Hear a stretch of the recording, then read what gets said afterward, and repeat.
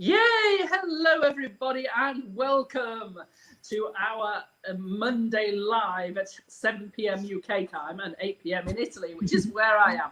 And welcome to Katie and again to Monica. And last time we couldn't hear Katie very well, but this time we're going to go great guns and we're going to understand everything, technology permitting. Superb. So this evening, we're going to be talking about her spiritual awakening, and we're also going to be talking about the fifth dimension. So, hi, Katie. How are you this evening? Hi, Nikki. I'm really good, thank you. Yeah, and hi, Monica. Lovely to meet you both again. Pleasure.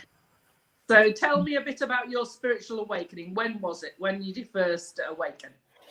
Well, I think, to be fair, I think there's probably been a couple, which often happens through life. But this latest, most, transformational one for me, has been in the last year. So September last year, I embarked on a program called Believe, that was led by a couple of mentors who run Fifth Dimension Earth, and that's Liv and Raf.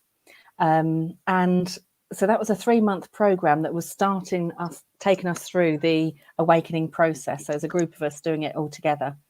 And from there, it's just been a massive sort of eye-opening journey.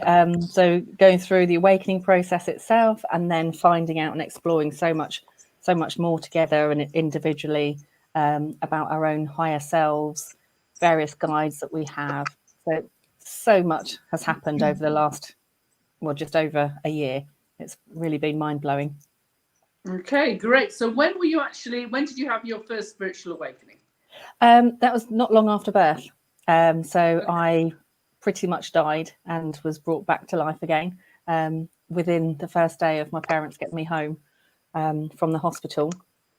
And that's just something, there's not much necessarily that I know about that, but that's just something that's been shared with me by my higher self, that was a sort of process of basically transferring, if you like, from being pre-physical, so as a soul, and on that journey into being a physical human being here on earth.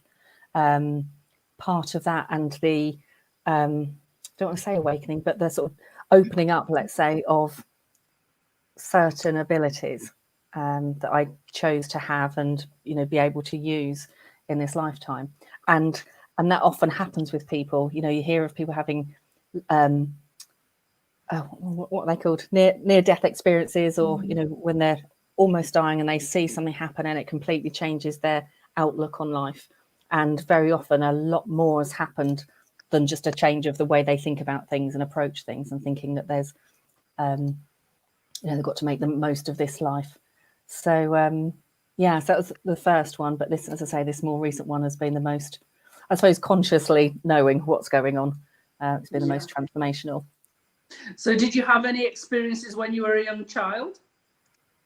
Yeah, I had, in terms of being aware of, there being much more to this life than what we can see or necessarily know about. I suppose I was always aware that there was something else, much more to us than meets the eye.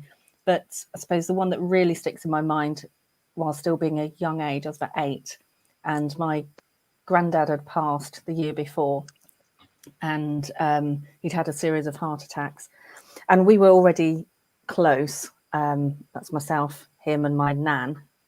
And when he died, my nan moved in with us just because she didn't want to be at home on her own. They lived together since they were about 19 when they got married, and they were in their 60s at that point.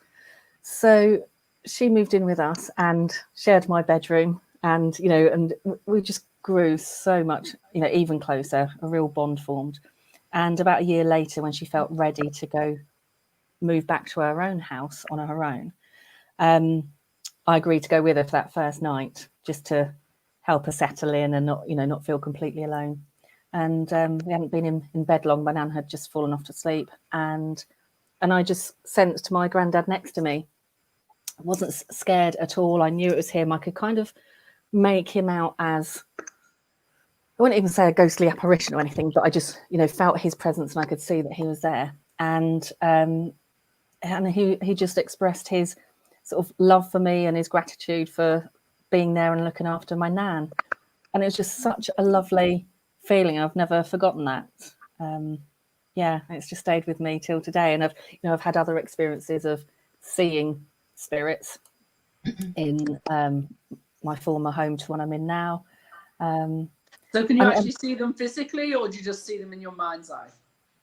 Well, those two experiences, I saw them physically, but that's the only time. So you actually saw his, for example, sometimes I see them in physical form, okay? And sometimes I don't see them, but I know that they're there. For example, I once had a visit by a dead postman, actually. And, I knew what he was wearing, colour of his eyes, and I even knew his name, even though I couldn't see him. So yes. How was yours? Was yours that... So on those two experiences, I was actually seeing them in, I wouldn't say pure physical form by any chance, but by any means, but since then, my connection with my higher self and my guides, I tend to receive from them and see them. I see them in my mind's eye, but I also receive cognitively from them and feel. So for me, I'm very visual and kinesthetic. So I tend to feel their energy and understand who they are or what their energy is or what they're bringing to me, whether that's directly for me or for a client. So it's a bit of a mixture, and that can depend on, like, for instance, me, how I receive information, but also the guide themselves, how they choose to appear or how we interpret how they're appearing and what they're saying. Okay. And when you first saw your guides, how did you get to see your guides? Did you ask, or what happened? Yeah, so the program that I mentioned that I joined with Liv and Raf, that was the main objectives of that, I suppose, were to really, if you didn't already have that conscious connection with your higher self, it was to establish that and or sort of develop the connection. So for me, that was amazing, because to know who your higher self is and to really understand who they are. So first of all, before I even started the program, I'd signed up for it, but it hadn't actually started. And they were just doing a bit of a promotional video, I think it was. And as soon as they mentioned about the higher selves, the connection and receiving their names, mine's name just came to me. I just heard it in my head. And it was funny how she made a point of really spelling it out for me. And the way she spelled it, or do you mean my higher self? So you've given it a name. That's strange. She has a name. Yeah. So they all are souls with names, and it's you. Your higher self is you. It's part of you. You are part of them. You're a physical incarnation of their soul. And actually, a lot of this stuff is very much sort of leading edge insight that's been coming through over this past couple of years, as to who your higher self is and how we can sort of communicate with them, and how they've been with us since before birth as a physical human being. So their soul is the same as ours because we are a part of them, but they are a separate soul. It's quite a bit to understand in terms of how that's formed, but so there's obviously lots of different views, because that's not my idea of it. My idea, that I believe in, is that you are your higher self, and that the higher self is part of you in this physical body, not that your higher self is separate from you in this physical body. But that's fine. Everybody has different ideas as to what they think things are. So yeah, absolutely. There's no one thing that nobody can say that anyone's right. That's the sort of beauty of everything. It's the negative and the positive of everything, that there are different sort of theories as to about what all this sort of stuff is, but nobody can actually prove that one's right and what's wrong. So, you know, it's just what everybody thinks. So that's, absolutely, you know, that's good, whatever. So have you actually ever done any astral traveling, things like that? Yeah, so one of the things that we've been doing more recently is with so one of my main guides is from a different universe, so I've actually sort of traveled to be with them on that universe, which, and you know, conversing with them and meeting up with them, and yeah, and there's just so much to explore. There really is. You know, it's something that you could do full time, all day, every day for the rest of your life, and probably still not get to, you know, to know everything, or, you know, travel as far and wide as you want to. Yeah, and that's what's fascinating. But I think that's also what's really lovely about understanding what you're here to do as well. So a large part of this has been understanding, you know, I thought I understood my life purpose, but that was very much at a probably not a high level, but the depth of understanding that I've been able to achieve through this, and you know, liaising with, let's say, communicating with my guides, has been phenomenal. And I think it's really reassuring and comforting as well, because I think when you embark on you know, any kind of spiritual journey, it can be a bit daunting in terms of just how much there is out there, you know, and what you could do and all the information there is to learn or to understand. But actually, when you get the clarity on what your soul contract and purpose are, it really helps you to just be really crystal clear and sort of head in the right direction. And it makes a lot of sense. You know, it helps you to understand why certain things have happened in your past, or why you feel a certain way about certain things or people or circumstances. And that, I think that in itself is really sort of comforting and reassuring. And then it gives you that impetus to really just go for it. Yeah, absolutely. No, that's great. Yeah, definitely.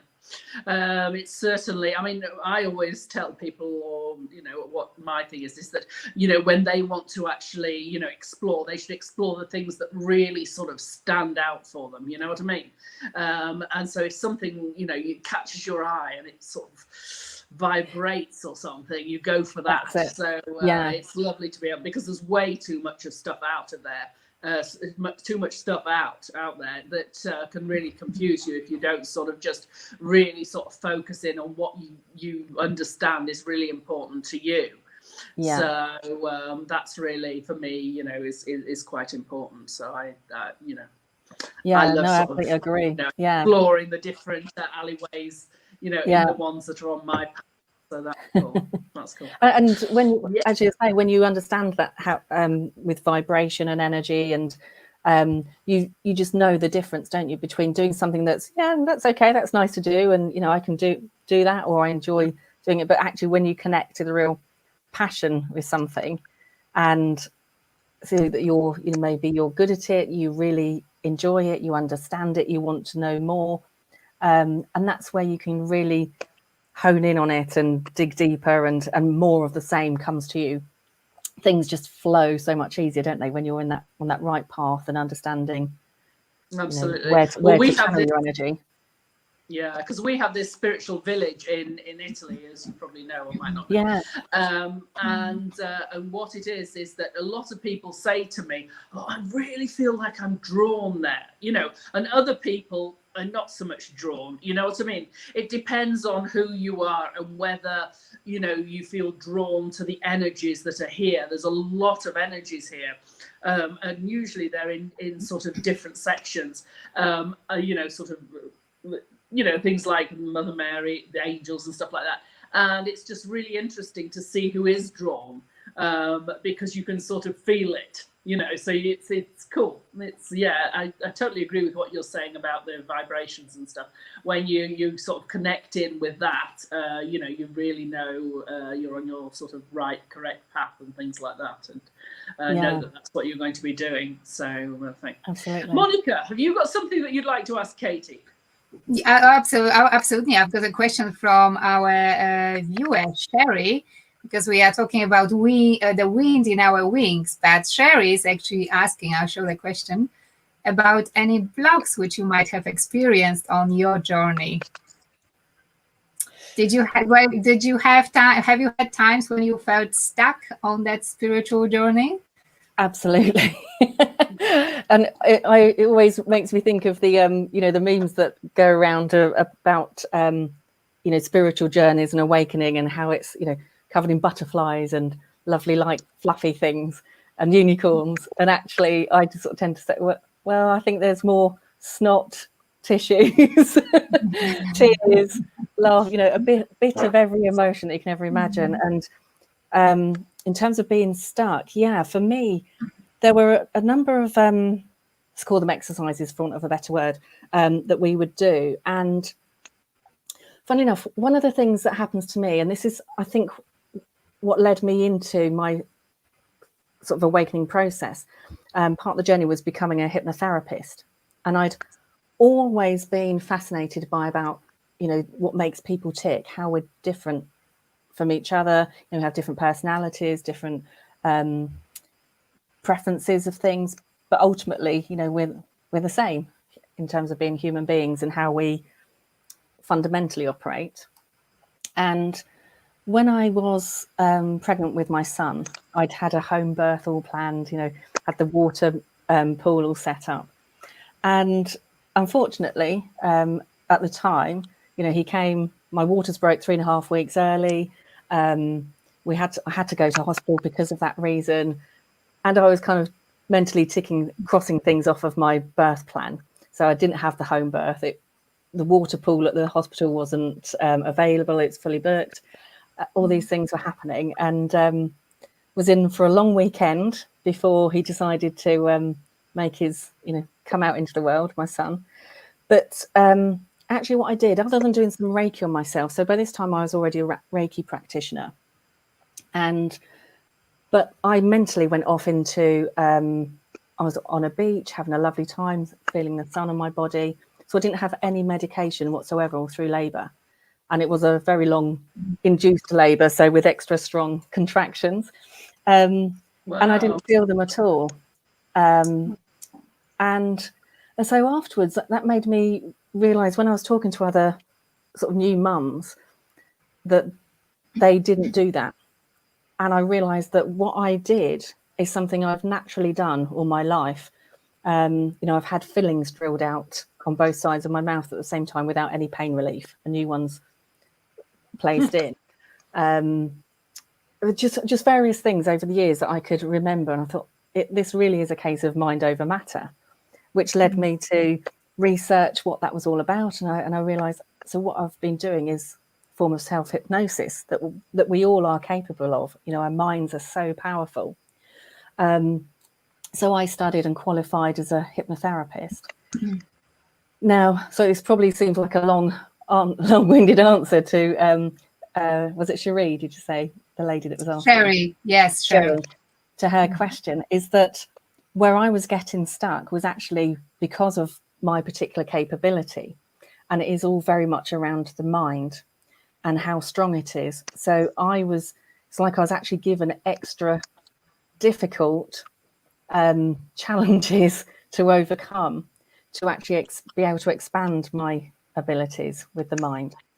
So for instance, because I can easily hypnotize myself and go into this sort of trance-like state, I was actually doing that naturally in some of these exercises. So I was getting really frustrated with not being able to, it didn't feel like I was connecting with my guides because I was going into this really deep hypnotic state.